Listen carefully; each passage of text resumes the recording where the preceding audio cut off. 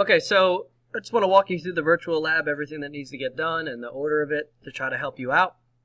So you'll see on the Cricut Virtual Lab, which can be found on Google Classroom, when you come up to this screen, you're going to see that it says Cricut Virtual Lab, and there's actually a link to the actual lab itself. So I'm going to click on that lab. You'll see you have to click to enable Adobe Flash Player, allow it, and then you'll come to this screen here. We'll click Begin. And we've already gone through the tutorial. The main thing that I want you to get through is the Cricut Virtual Lab document. So what you need to do here is click Cricut.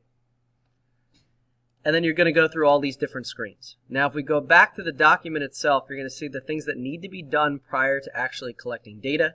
And that's numbers 1 through 6. General independent variable.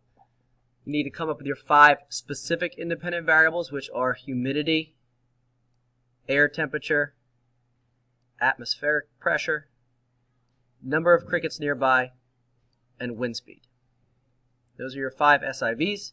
You need to come up with a GIV that encompasses all 5 of those into one category. Your problem question will be written in how does GIV, it'll be that answer there, affect the DV, and the DV is what you're measuring, your dependent variable, and that's found here, and that is your chirp rate. You need to do a little bit of research. 2 websites, 3 bullet points per, and put that onto this document as well. And then once you have your research done, you can add your hypothesis here. Once you have 1 through 6 done, you are then going to go back to the virtual lab itself, click through these screens until you get to the point where you are at the performing of the experiment. So I'll click through all that stuff, and I'm just going to save myself some time and go to Formulate Hypothesis. And it's going to bring up those 5 different characteristics that I showed before. And now for each one, in order to fill in this data table, I'm going to select humidity to start here. So humidity is the one I'm going to select first. I'm going to click through my things, get the answers correct. And when I get right here, you're going to see that I have 2 different choices, 10% to 80%. 10% is my minimum value, 80% is my maximum value, and that's why I started off with 10 and 80. It doesn't matter what you do in between as long as it just kind of goes up from 10 to 80 kind of in equal intervals. So what I'm going to do is I'm going to first select 10% because that's my lowest value. Press Next. It's going to tell me what the chirp rate is, and it comes out to 148. Okay, I'm going to take that number and I put it in there for 10. And then I would do every other one in between until finally I got to 80. In order to do another one, it says, do you want to repeat the experiment with a different humidity? You're going to say yes. And then you're going to be able to put in a different number. Say the next one might be 20. You put in 20. Next, you get your chirp rate that pops up here. You'll type in 20 and then 148 again. Okay, so you would do that for all of humidity. You would then need to go do air temperature.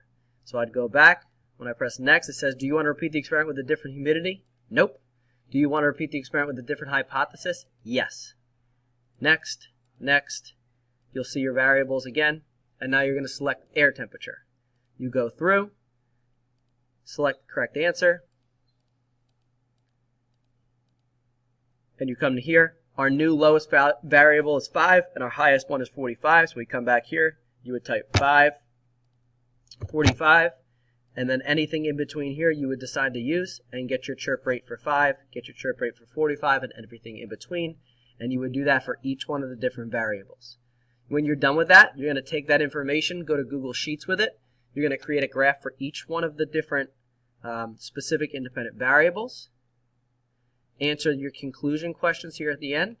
And you've completed the Cricut Virtual Lab by doing all that. So I think that's everything for you. Hopefully this helps. And if you need more help, please let me know through email or through Google Classroom.